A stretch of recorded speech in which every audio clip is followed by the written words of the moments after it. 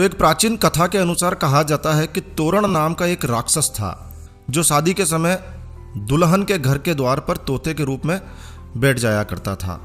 तोते का रूप धारण कर लेता और दुल्हन के घर के मुख्य द्वार पर बैठ जाया करता था। जब दूल्हा द्वार पर आता तो वो राक्षस दूल्हे के शरीर में प्रवेश कर जाता था और दुल्हन से स्वयं शादी रचाकर उसे परेशान करता था। एक बार की बात है, एक साहसी और चतुर राजकुमार की शादी तय हुई। शादी के समय जब वो दुल्हन के घर में प्रवेश कर रहा था तो उस राजकुमार में कुछ देवीय शक्तियां थी। तो अचानक उसकी नज़र उस राक्षसी तोते पर पड़ी। वो तुरंत समझ गया कि ये राक्षस है और उसने तुरंत तलवार निकाली और उसे मार गिराया और फिर शादी संपन्न हुई। बताया जाता है कि उसी दिन से तोरण मारने की परंपरा शुरू हुई। आपने कभी गौर किया है?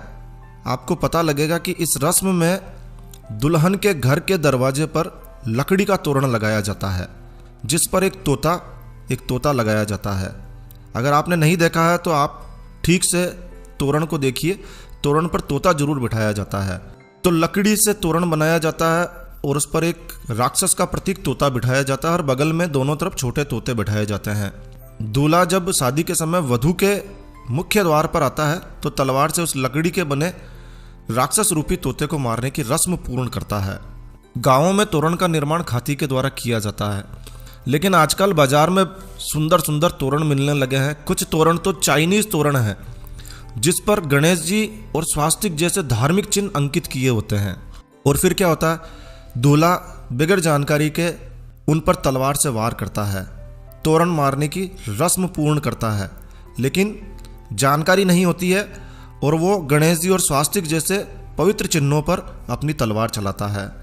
शास्त्रों के अनुसार तोरण पर तोते का स्वरूप ही होना चाहिए, दूसरा कोई चिन्ह नहीं होना चाहिए। लेकिन इन दिनों तोते की जगह तोरण पर गणेश जी या अन्य धार्मिक चिन्ह अंकित कर दिए जाते हैं।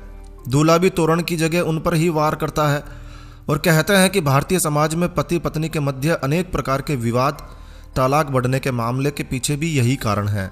तो विद्वानों को भी इस बात को समझकर प्रचारित प्रसारित करना चाहिए। एक तरफ हम शादी में गणेश पूजन करके उनको रिद्धि सिद्धि सहित शादी में पधारने का निमंत्रण देते हैं और दूसरी तरफ हम उन्हीं पर तलवार से वार कर कर उनका अपमान करते हैं। ये उचित नहीं है। तोरण की इस रस्म का ध्यान रखकर परंपरागत तोरण को ही लगाया जाना चाहिए, लेकिन जानकारी के अभाव में लोग जानते ही नहीं हैं। क्या करें, जानकारी के अभाव में जो तोरण बाजार में मिल जाता है वही ले आते हैं। तो इस बात का विशेष रूप से ध्यान रखें कि इस बार जब भी किसी की शादी हो और यदि आपकी नज़र इस प्रकार के तोरण पर पड़े तो उसे समझाइए और हो सके तो इस वीडियो को अधिक से अधिक शेयर कीजिए। यदि आप हिंदू हैं, हिंदू धर्म को, हिंदू परंपराओं को जिंदा रखना चाहते हैं तो इस वीडियो को ज़रूर से शेयर कीजिए। दोस्तों, हम इस वीडियो के माध्यम से